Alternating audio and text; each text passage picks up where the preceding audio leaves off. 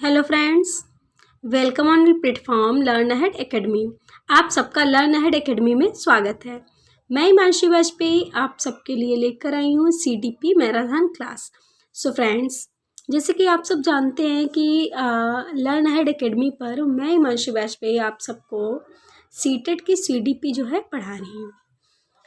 अभी तक आप सबकी क्लासेस यूट्यूब पर ऑनलाइन हो रही थी, बट कुछ प्रॉब्लम हो गई है, टेक्निकली प्रॉब्लम है कुछ, तो वो जो है जब तक सॉल्व नहीं हो रही है तब तक मैंने सोचा टाइम वेस्ट ना किया जाए, और इसीलिए आपकी ये रिकॉर्डेड क्लास जो है मैंने अपलोड की है। ओके, और आप सब जो है आपकी जो सीडीपी मैराथन क्लास मैंने स्टार्ट की थी 2 डेज़ बिफोर मैंने स्टार्ट की थी, और उस दिन जो है कुछ यही टेक्निकल प्रॉब्लम हुई और क्लास जो थी वो बीच में ही बंद हो गई। फिर उसके बाद में काफ़ी कोशिश की मैंने कनेक्ट करने की, नहीं हुई, और इसीलिए आज मैं उसके आगे की क्लास जो है वो रिकॉर्डेड जो है अपलोड कर रही हूँ। ओके, तो फटाफट आप सब इस क्लास को जो है शेयर कर दीजिए, लाइक कर दीजिए। फटाफट सारे लोग शेयर करिए, लाइक करिए। और उसके बाद में जो है फिर हम लोग स्टार्ट करेंगे हमारी क्लास। ओके ओके, तो चलिए, तो जैसे कि हम लोगों ने जो उस दिन पढ़ा था उसको एक शॉर्टकट रिकैप लेंगे, और फिर उसके बाद में हम अपनी क्लास को आगे बढ़ाएंगे। तो हम स्टार्ट करते हैं हमारी क्लास को।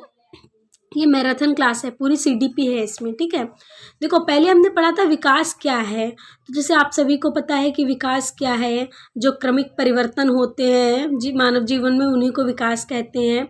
फिर उसके बाद में विकास और वृद्धि में अंतर था। तो वृद्धि वही है जो मात्रात्मक होती है, जैसे हमारे वेट है, हाइट है, ये चीज़ें बढ़ती हैं, वृद्धि होती है।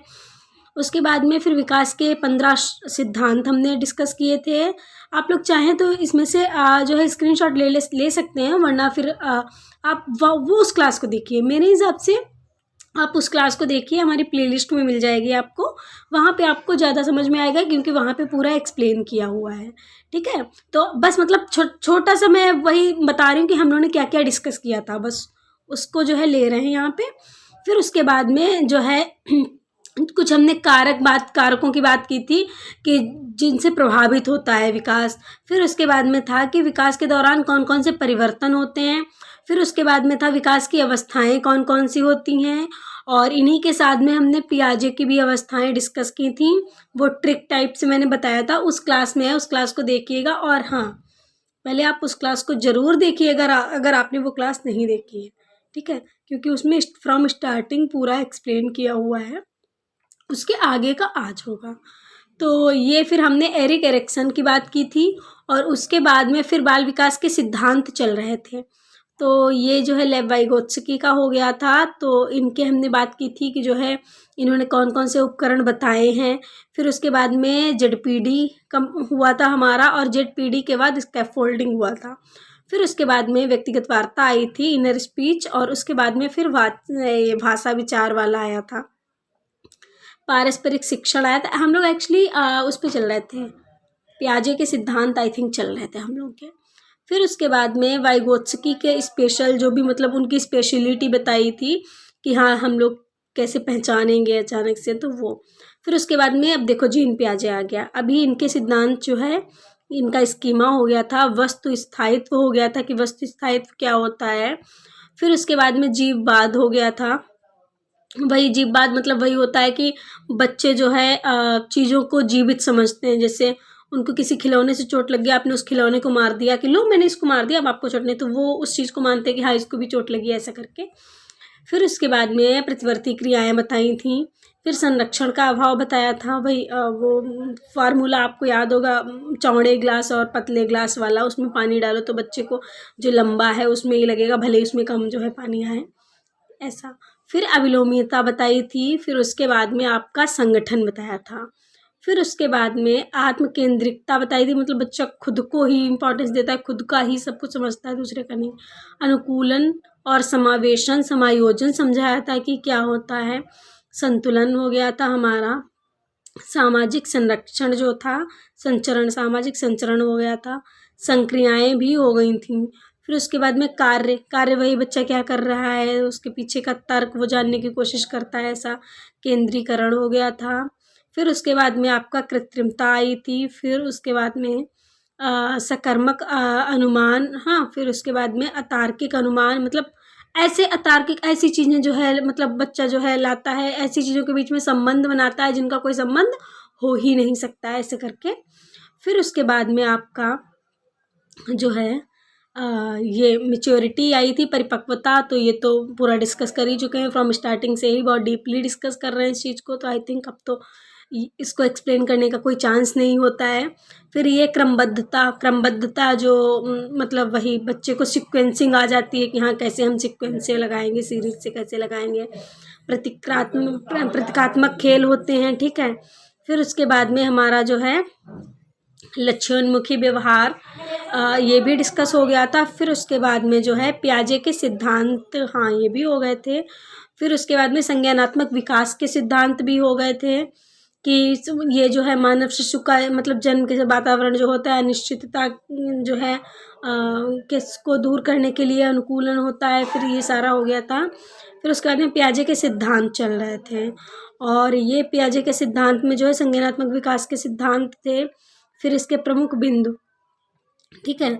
फिर उसके बाद में ये संज्ञानात्मक विकास के चरण, तो चलिए अब हम इनको डिस्कस कर लेते हैं, ठीक है। एक्चुअली जो है मतलब जैसे कि आपके सामने स्क्रीन पर है कि बच्चा जो है प्रतिवर्ती क्रियाएं जैसे चूसना, निगलना, ऐसी जो क्रियाएं होती हैं, ये 0 से 2 साल तक की होती हैं, ये विशेषताएं हैं। अनुकरण जैसे मतलब इतना सही बोल पाते हैं, पा मा ला, ये हो गया था बट थोड़ा सा मतलब रिकैप कर रहे हैं। मूल प्रवृत्त्यात्मक जो है व्यवहार से हंसना, रोना, ठीक है। फिर वही खिलौना गिर जाने पर जो है ढूंढना, ठीक, ये वस्तु स्थायित्व हो गया। फिर इंद्रिय आधारित अधिगम होता है उन लोगों का इस उम्र में। लक्ष्य उद्दिष्ट व्यवहार से शुरू होता है, उसके बाद में कल्पनात्मक खेलों की शुरुआत करते हैं, यहाँ से स्मृति आधारित अधिगम करते हैं, मानसिक निरूपण करते हैं। ये सारा मैं डिस्कस कर चुकी हूँ उस क्लास में, उस क्लास को पहले आप ज़रूर देखिएगा। फिर उसके बाद में आपका आता है जो है पूर्व संक्रियात्मक अवस्था, जो ये 2 से 7 साल की होती है, ठीक है। इसको पियाजे ने 2 भागों में बांटा है। तो पहला है आपका पूर्व संप्रात्मक अवस्था जो 2 से 4 साल की होती है। इस अवस्था में बालक में प्रतीकात्मक खेल जो है का गुण आ जाता है, जिसमें वह एक वस्तु को दूसरी वस्तु समझकर खेलता है। जैसे एक वस्तु वो खेल रहा है, आपने उसको हटा लिया, उसकी जगह दूसरी पकड़ा दी, नहीं नहीं देखो आपकी मिल गई, बस वो उसी में ढल जाएगा, उसको वो नहीं नहीं मुझे वही वाली चाहिए, ऐसा नहीं होता है उसके अंदर, ठीक है। हाँ, उसके बाद में मतलब इसमें जीववाद और आत्मकेंद्रितता का जन्म होता है। फिर उसके बाद में वी है, ये आपका अंतर्दर्शीय विधि है, ठीक है। इस अवस्था में जो है क्या क्या होता है ये देख लेते हैं। जैसे संरक्षण का अभाव होता है इस अवस्था में। उसके बाद में अपलटावीपन होता है, मतलब जैसे फिर जैसे है कि क्रम, गिनती, वर्णमाला इत्यादि की शुरुआत करता है बच्चा इस अवस्था में। फिर केंद्रीकरण भी इस अवस्था में होता है। कल्पनात्मक खेल भी जो है परिपक्व हो जाते हैं इसमें। लक्ष्योन्मुखी व्यवहार परिपक्व हो जाता है। दूसरों के विचारों को न समझ पाना, दूसरे के विचारों को नहीं समझ पाता है बच्चा। अतार्किक संबंध, वही जो बताया था उसमें डिस्कस किया था कि किसी का मेल भी नहीं खा रहा होगा उसको भी ऐड कर देगा और मतलब अलग ही कुछ निकाल देगा, नहीं इसको ऐसे ऐड करो, ऐसे होता है। कृत्रिमवाद होता है इसमें। फिर उसके बाद में जो मूर्त संक्रियात्मक अवस्था है वो आपकी आती है 7 से 11 वर्ष की। इसमें भी वही संरक्षण होता है, पलटावीपन होता है, ठीक है। मतलब पलटावीपन ऐसा कि जैसे कि आप किसी बच्चे को कुछ कह रहे हो तो उसका वो तुरंत जो है तर्क करेगा उस चीज़ को। विकेंद्रीकरण होता है, तार्किक चिंतन की शुरुआत यहाँ से हो जाती है। कार्य कारण हो जाता है, वर्गीकरण होता है, वो हो जाता है। फिर उसके बाद में सकर्मक अनुमान की शुरुआत यहाँ से होती है। क्रम परिपक्व, देखो ये सारा मैं डिस्कस नहीं कर रही हूँ ये सारा मैं बता रही हूँ आप लोगों को, एक मतलब रिकैप छोटा सा, जो बड़ी बड़ी हेडिंग्स हैं उनको छोटा सा पूरा रिकैप कर रही हूँ। बाकी स्टार्टिंग में ये सारा उसमें हो चुका है, आप उसमें देखिएगा। क्रम परिपक्व जो है उसमें आ जाता है, गणितीय संक्रियाएं आ जाती हैं, संख्या, भार, क्षेत्र आदि की समझ भी मूर्त संक्रियात्मक अवस्था में आ जाती है। फिर उसके बाद में आपका आता है औपचारिक संक्रियात्मक अवस्था। इसमें बच्चा अपसारी चिंतन करता है, ठीक है, उसमें परिपक्व हो जाता है। तार्किक चिंतन में परिपक्व हो जाता है। संकल्पनात्मक, निगमनात्मक चिंतन करने लगता है। वस्तुनिष्ठता तथा वास्तविकतावादी चिंतन करने लगता है। सकर्मक जो है अनुमान परिपक्व हो जाता है बच्चे का, और आपका अनुपातिक समझ बढ़ जाती है बच्चे की। फिर आता है नैतिक विकास का सिद्धांत। अब हम करते हैं हमारी क्लास की शुरुआत, ठीक है। और ये आपका जो आता है कि नैतिक विकास का सिद्धांत है, इसमें आपका बिस्मांगी जो है परायत्त नैतिक यथार्थवाद अवस्था होती है ये, ठीक है। 5 से 9 वर्ष की होती है। नैतिकता निश्चित है जिसे ईश्वर या माता पिता ने बनाया है, ठीक है। इसको बदला नहीं जा सकता। जैसे जीव को मारना पाप है। तो मतलब जैसे कि इस अवस्था में बच्चों के अंदर नैतिकता का गुण उत्पन्न हो जाता है। इसमें बच्चे जो है मतलब वही अच्छा आचरण वाला हो जाता है कि हाँ कौन अच्छा बच्चा है, कौन बुरा बच्चा है।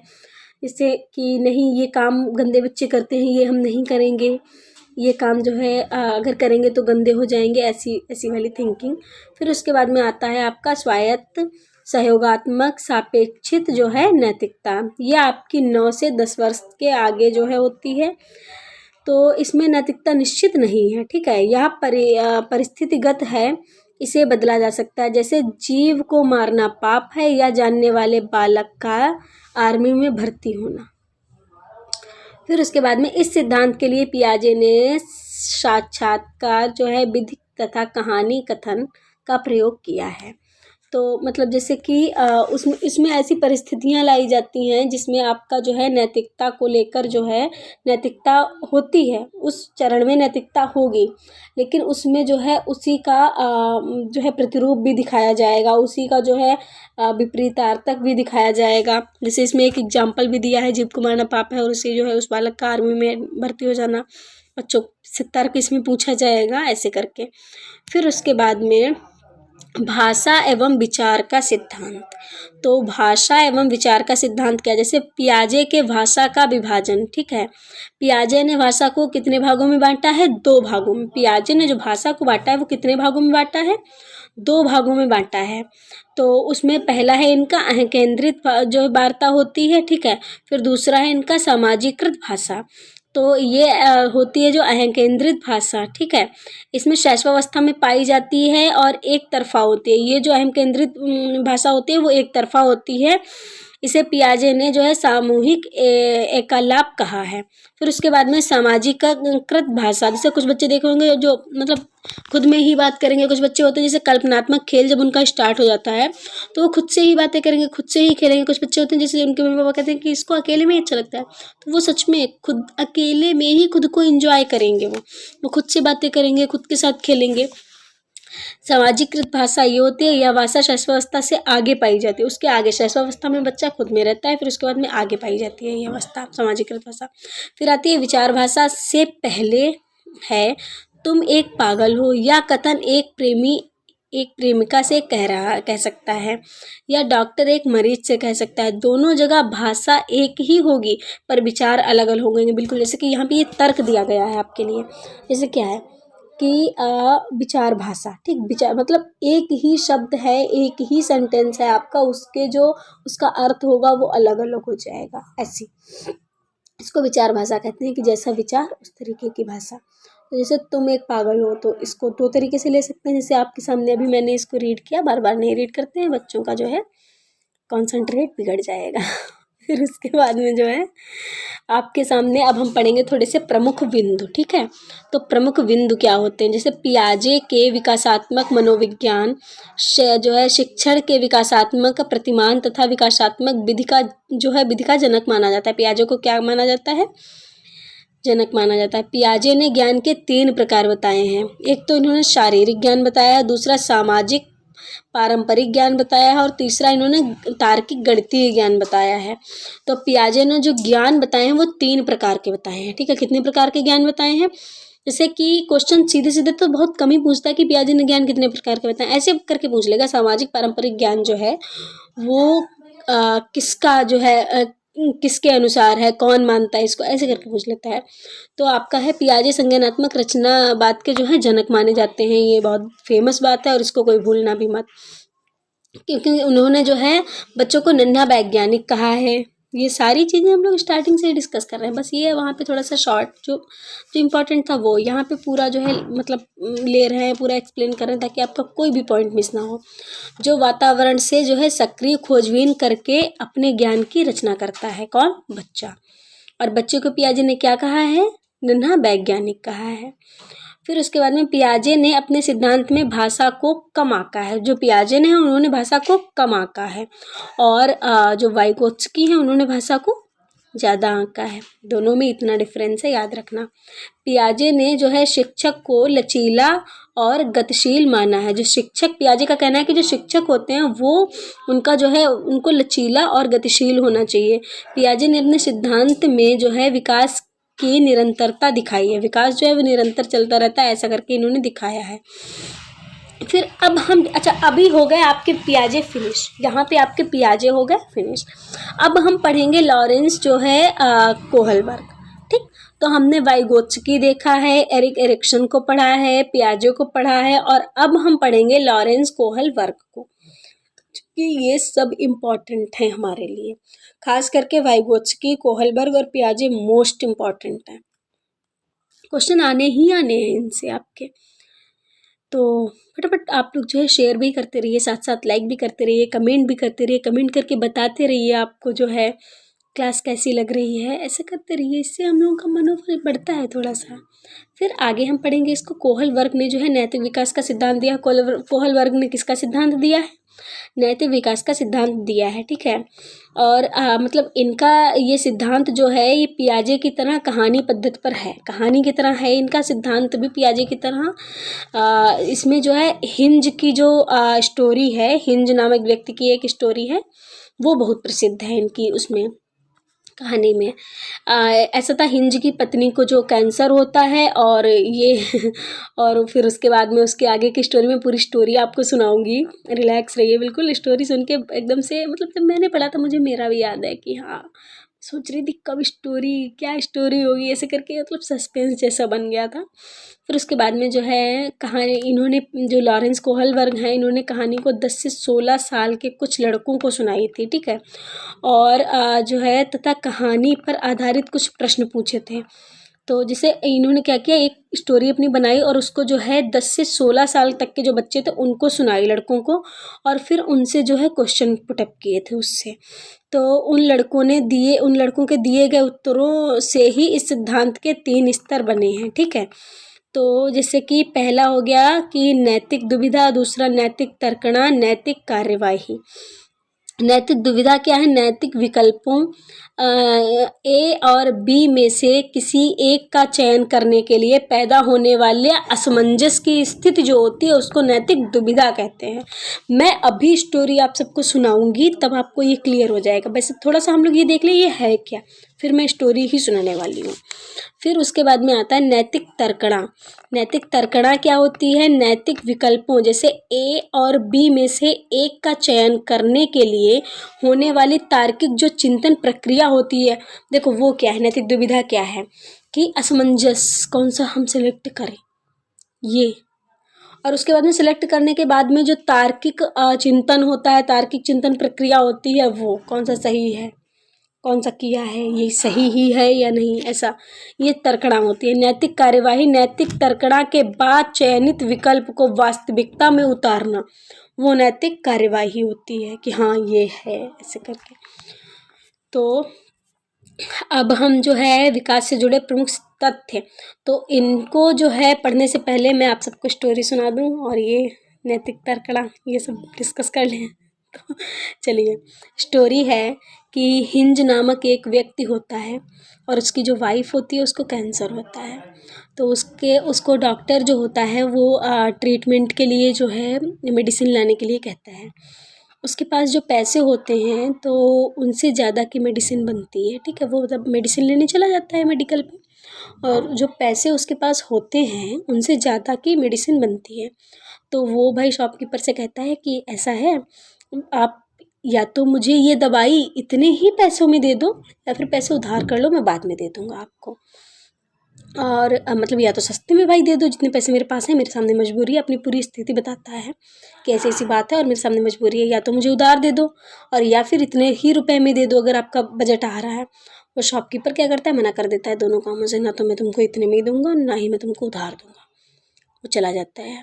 अब वो हिंज था, हिंज को तो भाई अपनी वाइफ की जान बचानी थी, तो हिंज क्या करता है, मेडिसिन की चोरी कर लेता है। ठीक है, तो बस मतलब जो कोहलबर्ग हैं उन्होंने ये स्टोरी सुना के बच्चों से, ये लड़कों से ये पूछा कि हिंज की वाइफ बीमार थी, हिंज का अपनी वाइफ को बचाने के लिए चोरी करना चाहिए था या नहीं चाहिए था, ऐसे करके क्वेश्चन उन्होंने पूछे थे। तो तो आई थिंक आप लोग समझ चुके होंगे। ठीक है, और कैसी लगी ये स्टोरी कमेंट करके बताइए फटाफट सारे लोग। शॉर्टकट में मैंने समझा दी है पूरी। बहुत इसको लेंथी नहीं खींचा है, जो इम्पोर्टेंट था, जो जिस चीज़ से उन्होंने तथ्य अपने निकाले थे वही मैंने पूरा एक्सप्लेन कर दिया। ओके, क्योंकि इतना हम लोग के पास टाइम नहीं है जो हम लोग जो है अपनी सेशन अपनी टाइमिंग बढ़ाने के लिए खींचते रहें, नहीं, हमको प्रैक्टिस पे फोकस करना है। तो जो है सिद्धांत, जैसे सिद्धांत से जुड़े प्रमुख तथ्य, तो जो सिद्धांत से जुड़े प्रमुख तथ्य हैं तो इनको डिस्कस कर लेते हैं। इस सिद्धांत में 3 स्तर हैं, प्रत्येक स्तर के 2 चरण होते हैं। ठीक है, कोहलबर्ग मानते थे कि उन्होंने जो है उनके छठे चरण में पहुंचना बहुत ही मुश्किल है। जैसे उन्होंने 3 जो है वो क्या दिए हैं, 3 स्तर हैं और हर स्तर के 2-2 चरण दिए हैं। ठीक है, तो उसके बाद में उनका कहना है कि जो छठे चरण में पहुंचना है वो बहुत ही मुश्किल है, जिसमें जो है दुनिया के सिर्फ 4% लोग ही पहुंच पाते हैं, जैसे गांधी जी या अब्राहम लिंकन। ठीक, तो कोहलबर्ग के सिद्धांत में नैतिकता चरणों पर निर्भर करती है। जो कोहलबर्ग का सिद्धांत है इनमें नैतिकता जो होती है वो उनके चरणों पर निर्भर करती है। अच्छा, इनका ये जो कहना है कि छठे चरण पे बहुत कम लोग पहुंच पाते हैं, तो उसको जैसे कि हम लोग डिस्कस कर लें। जैसे मैं एक एग्जांपल दूंगी, थोड़ा सा स्टडी से हट जाते हैं 2 मिनट के लिए, थोड़ा एंजॉयमेंट भी चाहिए क्लास में। ठीक है, परेशान हो जा रहे होंगे, एक तो प्रेशर है कि भैया टाइम कम है, 21 जनवरी कैसे क्या होगा, क्या मैडम की तो एक मैराथन ही नहीं कंप्लीट हो पा रही है, 3 डेज हो गए, कैसे पढ़ा रही हैं, ऐसे करके आ रहे होंगे यार ये कैसे पढ़ा रही हैं।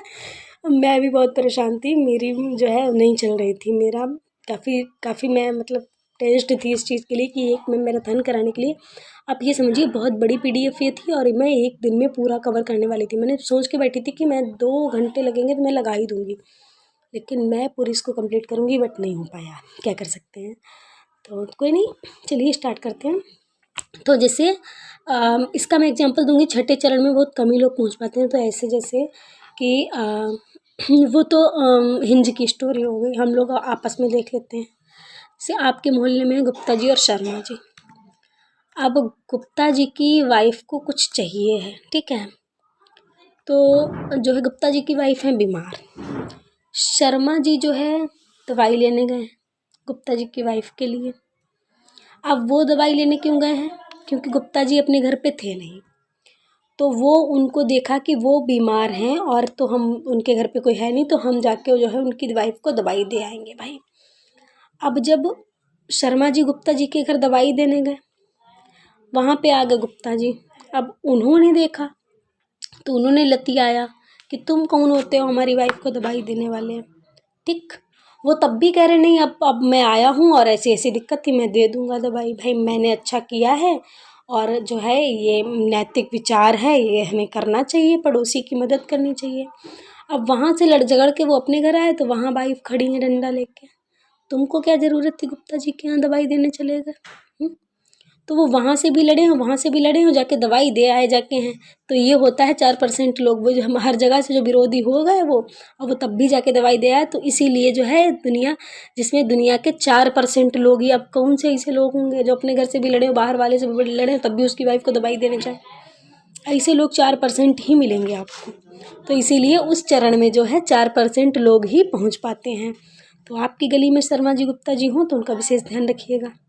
हो सकता है वो चौथे चरण में पहुंचने वाले हों, वो छठे चरण में पहुंचने वाले हों। ठीक है, तो चलिए अब हम स्टार्ट करते हैं। आई थिंक आप लोग समझ चुके होंगे, अगर समझ चुके हैं तो फटाफट लाइक करिए, फटाफट लाइक करिए इस क्लास को। उसके बाद में जो है अब हम देखते हैं नैतिक विकास के 3 चरण कौन कौन से हैं। पूर्व नैतिक अवस्था ये होती है 4 से 10 वर्ष की। तो इसमें दंड एवं आज्ञा पालन की अवस्था होती है। ये कुछ भी गलत सही नहीं है, ठीक। जिसके लिए दंड मिले, बस वही गलत है। जैसे हिंज को दवा नहीं चोरी करनी चाहिए थी, अगर वह पकड़ा गया तो पुलिस उसे पीटेगी, ऐसा मतलब दंड का अभाव होना, उससे जो है आज्ञा पालन करना, ये होता है इस अवस्था में, ठीक। दंड के अभाव से आज्ञा पालन करना।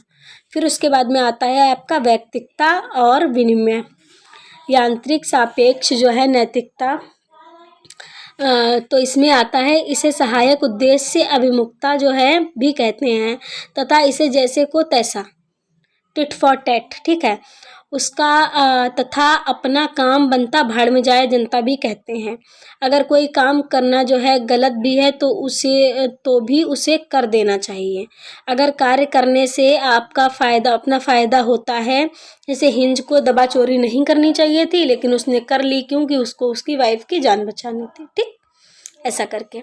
फिर उसके बाद में टिट फॉर टैट। फिर उसके बाद में प्रमुख बिंदु देख लेते हैं। इस स्तर में बालक में नैतिकता नहीं होती है, ठीक है, इसीलिए उसकी नैतिकता उबारी जो है सत्ता से मिलने वाले जो है संभावित दंड पर निर्भर करती है। फिर उसके बाद में नैतिक अवस्था, ये 10 से 13 वर्ष की होती है और इसमें अंतर्वैयक्तिक संबंध होते हैं। अगर किसी कार्य को करने से जो है फ़ायदा ना हो तो भी उसे कर देना चाहिए। अगर कार्य करने से हमारी छवि अच्छी बनती है, इसमें ये रहता है खुद का, मतलब खुद को जो है अच्छा प्रकट करना, उससे अगर फ़ायदा नहीं है तब भी कर दो, हमारी इमेज अच्छी बनेगी, ऐसा करके। जैसे इसमें भी वही एग्जाम्पल दिया गया है। अगर हिंज जो है बीवी अपनी बीवी को प्यार नहीं करता तो भी उसे दवा चोरी करना चाहिए, क्योंकि वह लोगों की निगाह में अच्छा पति बन सकता था। फिर उसके बाद में आपका आता है कानून एवं व्यवस्था जो है अवस्था। तो इस अवस्था में सामाजिक क्रम एवं अवस्था भी कहते हैं। भले ही किसी कार्य को करने से छवि अच्छी बनती हो, फिर भी उसे नहीं करना चाहिए अगर वह कानून की नज़र में गलत है, ठीक।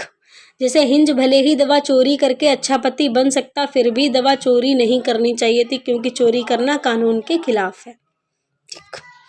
फिर उसके बाद में है आपका उत्तर नैतिक अवस्था। ये आपकी आती है 13 से 16 वर्ष में। इसको सामाजिक अनुबंध तथा वैयक्तिक अधिकार कहते हैं। जैसे कानून को समाज के साथ संतुलन बनाना चाहिए, लेकिन अगर कानून समाज के रास्ते में आता है तो कानून तोड़ देना चाहिए।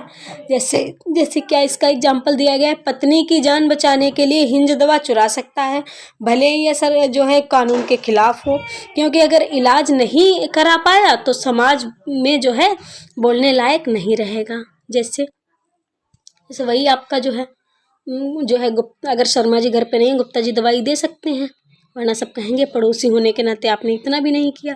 उसके लिए भले ही दोनों घरों से उन्हें जो है लतियाए जाएं तब भी वो देंगे। तो जो है उसके बाद में आपका आता है सार्वभौमिक नैतिक सिद्धांत। ये क्या है? अगर खुद को कोई कार्य नैतिक दृष्टि से सही लगता है और मानवता के हित में है तो उसे कर देना चाहिए, भले ही वह समाज या कानून के खिलाफ हो, क्योंकि मानवता वही मैंने जो बताया 4% लोग पहुँचते हैं, आ गए हम लोग वहाँ। तो जो है मानवता से ही बड़ी नैतिकता है। अगर हिंज की पत्नी की जगह किसी और की भी पत्नी हो, ठीक, पत्नी बीमार हो तो भी उसे दवा चोरी करनी चाहिए, भले ही समाज उसे चरित्रहीन कहे, क्योंकि प्राणों की रक्षा करना सबसे बड़ी नैतिकता है, भले ही हम व्यक्ति को ना जानते हो। जैसे गुप्ता जी के यहाँ शर्मा जी गए थे दवाई देने, भले ही चरित्रहीन कहे गए, भले ही दोनों ने मारा, लेकिन वो गए, मानवता थी। अब हम देख लेते हैं इनकी आलोचनाएं, ठीक है। आलोचनाएं हैं, कोहल वर्ग का प्रयोग सिर्फ बालकों पर हुआ है, तो इन्होंने जो है इसीलिए महिला मनोवैज्ञानिक कैरोल गिल्गिन ने जो है उनके सिद्धांत की महिला नैतिकता पर कुछ न लिखने के कारण जो है आलोचना की, जेंडर प्रतिबद्धता की जो है आलोचना हो गई। कैरोल गिल्गिन मानती थी कि पुरुषों की नैतिकता में न्याय अधिक और महिलाओं की नैतिकता में देखभाल अधिक होता है, और इस सिद्धांत में न्याय अधिक है। उनके चरण उनके चरण सभी संस्कृतियों में एक जैसे हैं, जो कि संभव नहीं है। यह भी उनकी एक आलोचना है। फिर उसके बाद में है नैतिक तर्कणा और नैतिक व्यवहार में कोहल वर्ग ने गहरा संबंध माना है, जो कि हमेशा सही नहीं होता है। अब हम देख लेते हैं गार्डनर का जो बहुबुद्धि सिद्धांत दिया है इन्होंने, हम लोग इसको डिस्कस कर लेते हैं। तो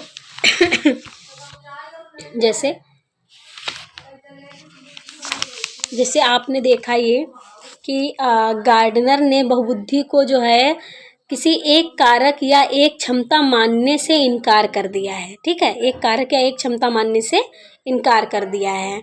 उनका मानना है कि जो हमारी बुद्धि है अलग अलग क्षमताओं से मिलकर बनी है, और उसके बाद में इसकी मतलब सभी क्षमताएं प्रत्येक व्यक्ति में मौजूद होती हैं। उनका कहना है कि हमारे अंदर जो क्षमताएं हैं, जैसे हमारी बुद्धि है, वो अलग अलग क्षमताओं से मिलकर बनी है, और हर मानव के अंदर ये सभी क्षमताएं होती हैं। फिर उसके बाद में आपका आता है कि लेकिन सभी के लिए अनुकूल वातावरण न मिलने से कुछ का विकास चरम तक नहीं हो पाता है, और कुछ अल्प विकसित रह जाती हैं। इसीलिए कुछ लोग अपने करियर की शुरुआत किसी क्षेत्र में पहले अच्छा और बाद में खराब प्रदर्शन करते हैं। ठीक, उसके बाद में क्योंकि सभी बौद्धिक क्षमताएं अलग अलग हैं, इसीलिए किसी एक क्षमता पर पड़ने वाला अच्छा या खराब प्रभाव दूसरी क्षमता पर दूसरी क्षमता को प्रभावित नहीं करता है। गार्डनर वो मानते हैं मस्तिष्क के किसी एक भाग में लगी चोट दूसरे भाग को प्रभावित नहीं कर सकती। कोहल वर्ग ने बुद्धि को एक विलक्षण क्षमता माना है। फिर अब हम देख लेंगे गार्डनर की 10 क्षमताएं कौन कौन सी हैं। तो जैसे इन्होंने कहा है कि भाषाई बुद्धि, सबसे पहला क्या है? भाषाई बुद्धि। फिर उसके बाद में है तार्किक गणितीय बुद्धि होती है। क्या होती है? तार्किक गणितीय बुद्धि। फिर इन्होंने स्थानिक बुद्धि बताया है। फिर शारीरिक गतिक बुद्धि है। ठीक है, फिर उसके बाद में है आपका अंतःवैयक्तिक बुद्धि। फिर अंतरावैयक्तिक बुद्धि है, संगीतीय बुद्धि है, प्राकृतिक बुद्धि है। फिर आध्यात्मिक बुद्धि, अस्तित्ववादी बुद्धि है। उसके बाद में अब हम गार्डनर से ही रिलेटेड देख लेंगे। अगर सभी के लिए उचित वातावरण उपलब्ध हो जाए तो सभी बौद्धिक क्षमताएं उच्च स्तर तक विकसित हो जाती हैं। ठीक है, फिर उसके बाद में है अलग अलग शिक्षकों को अलग अलग बौद्धिक क्षमताओं की सहायता से सीखना चाहिए। फिर हो सकता है कुछ लोग जीवन के शुरू में बुरा और बाद में अच्छा प्रदर्शन करें, क्योंकि यह सिद्धांत बहुत बड़ा है, इसीलिए इसके द्वारा बुद्धि परीक्षण बहुत मुश्किल है।